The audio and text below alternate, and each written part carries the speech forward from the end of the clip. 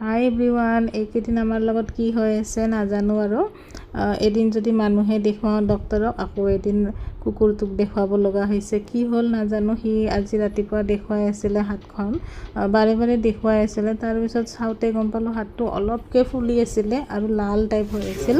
তাৰপিছত সি খজুৱাই দিয়াৰ পিছত দেখোন ব্লাড ওলাই গ'ল। তাৰপিছত আমি ভাবিলোঁ এনেকৈ থাকিলে নহ'ব, কিবা হ'ল আমিতো নিজে একো গমেই পোৱা নাই ক'ত কেনেকৈ কি হৈছে।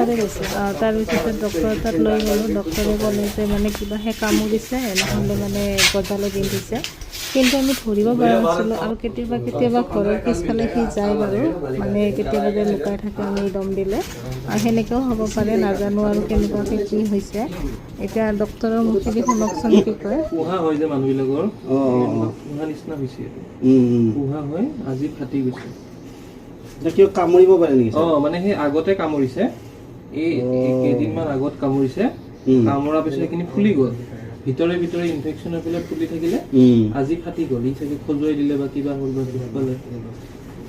আজি বস্তুটো বেছি বাহিৰত মানে দেখা পালোঁ, কিন্তু ইমান তাৰে পিছতে আকৌ স্প্ৰে এটা মাৰি দিলে। স্প্ৰে মাৰি দিয়াৰ পিছতে আকৌ তাৰ ড্ৰেছিং কৰা হৈ গ'ল।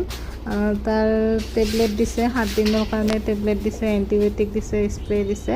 গোটেইখিনি বস্তু আমি লৈ ল'লোঁ। লৈ লোৱাৰ পিছতে সি মানে ভাবি আছে কেনেকৈ তাৰ পৰা ওলাই আহোঁ, ভাবিছে আকৌ ধৰি কেনে দিব নেকি।